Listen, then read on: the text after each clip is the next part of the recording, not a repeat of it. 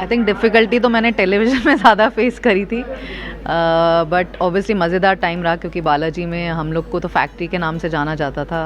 एक टाइम पे मैं 10 से 12 शोज़ कर रही थी और टचवुड सक्सेसफुल रहे। तो एक्चुअली एक वो भी प्रॉब्लम हो जाता है कि जब आप सक्सेस आपको बहुत जल्दी मिल जाती है तो वो एक अफेक्ट नहीं करना चाहिए कि बाद में फेलियर आप नहीं ले पा रहे हैं। पर अभी मैं एज अ डेब्यूटेंट डायरेक्टर आ रही हूँ तो ऑब्वियसली नर्वसनेस तो है कि अच्छा लगेगा लोगों को कि नहीं लगेगा, बट हमने अपने तरफ से पूरा कमिटमेंट करा है एंड उम्मीद है कि लोगों को अच्छा लगे। और जो नहीं अच्छा लगा, जैसा कि मैं पहले भी और हमेशा कहती आई हूँ कि मेरे लिए हमेशा लर्निंग ही रहा है। अगर कुछ नहीं अच्छा लगा तो हम सीख के अच्छा करेंगे।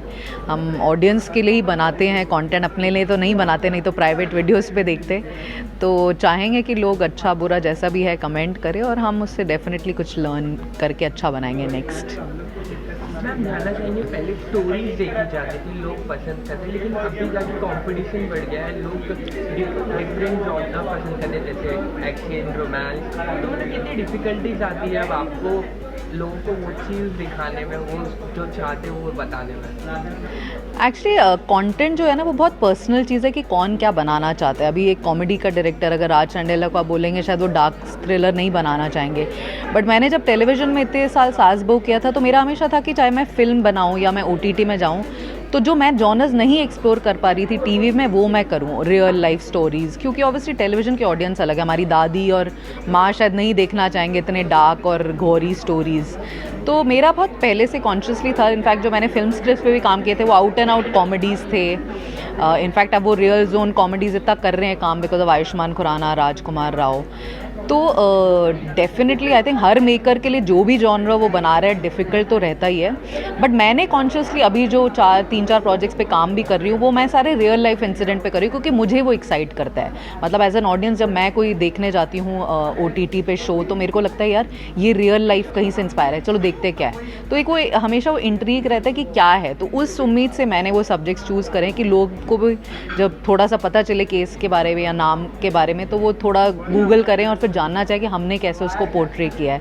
तो मेरे लिए अभी ये वाला डार्क और मिस्टीरियस जॉनर थोड़ा काम कर रहा है और मैं उसी पे थोड़ा काम कर रही हूँ।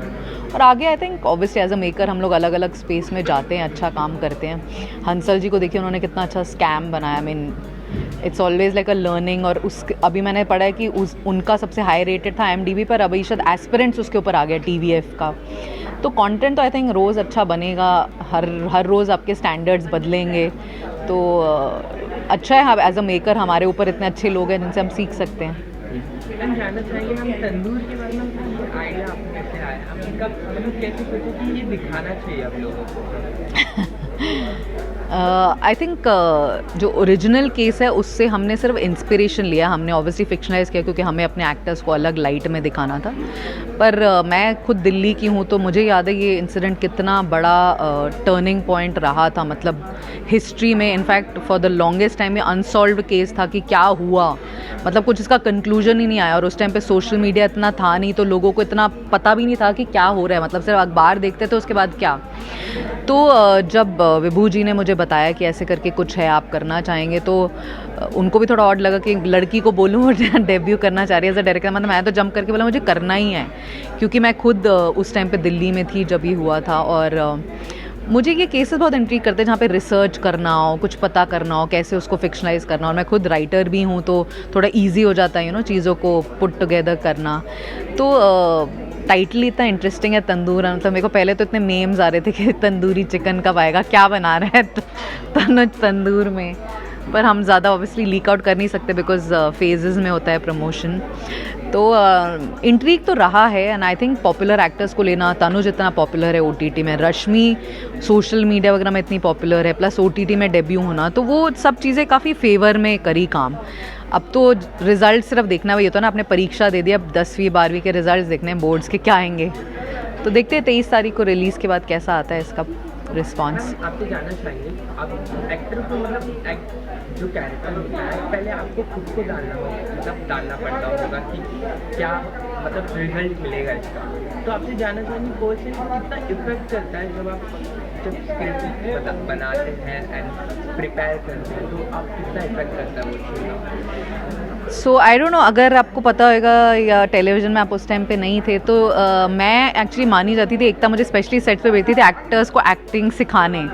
तो मैं इनफैक्ट जितने भी हम लोग सिर्फ न्यू कमर्स लेते थे बालाजी में, अगर आपको याद होगा शुरू के 15 साल हमने काफ़ी न्यू कमर्स ही लिए हैं, हम लॉन्च करते थे इंडस्ट्री में उन्हें, तो बहुत न्यू होते थे और उस टाइम पे इतना था नहीं कि लोग यूट्यूब में जाके रेफरेंस देख ले।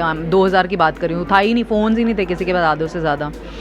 तो मेरे को एक्टिंग, इवन तो मैं कुछ भी एक्टिंग के उसमें नहीं, मतलब मेरे को कोई बोले भी कैमरा के आगे तो मैं बोलूँगी नहीं, मुझे नहीं कभी भी कैमरा के आगे आके आना कुछ एक्टिंग करना।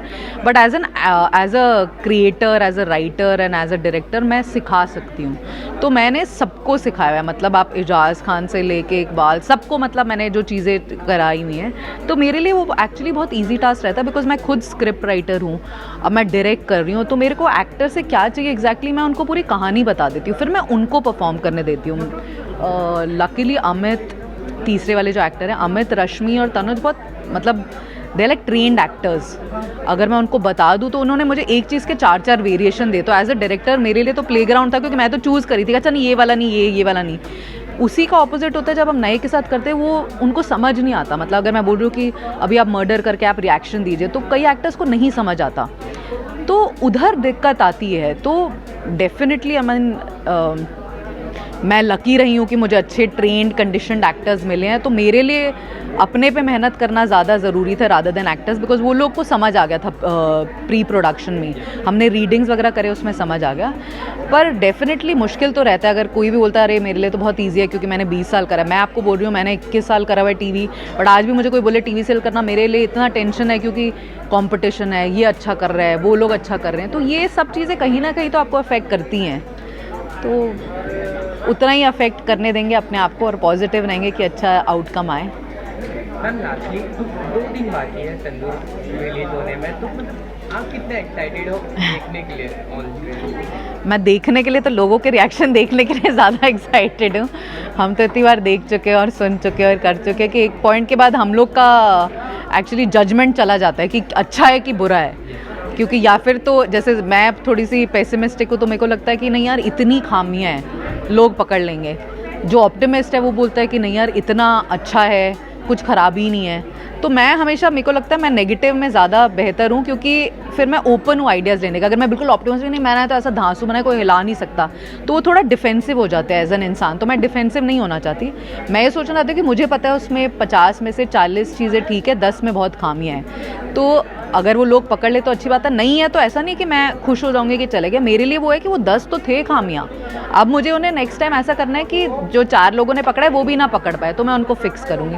तो लकीली बालाजी की ट्रेनिंग, एकता कपूर की ट्रेनिंग मेरी इतनी अच्छी रही है कि हमेशा मुझे लगता है कुछ ना कुछ तो ख़राब होगा ही तो उस उम्मीद से जा रहे हैं कि मतलब लोगों नहीं उतना पकड़ पाए। प्रोफेशनलिज्म, हमें पता है क्या खामियां है, बट सब्जेक्ट अच्छा, एक्टर्स अच्छे हैं, प्रोमो अच्छा कटा है, तो प्रोमो शूट से ही कटता है।